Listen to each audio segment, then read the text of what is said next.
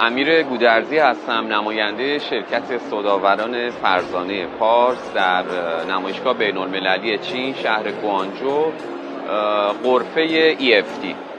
امروز در تاریخ اکتبر 2023 134مین باری هستش که این نمایشگاه در این شهر برگزار میشه و ما اومدیم از نزدیک با مسئولان و محصولات این برند تو غرفه EFT بازدید کنیم.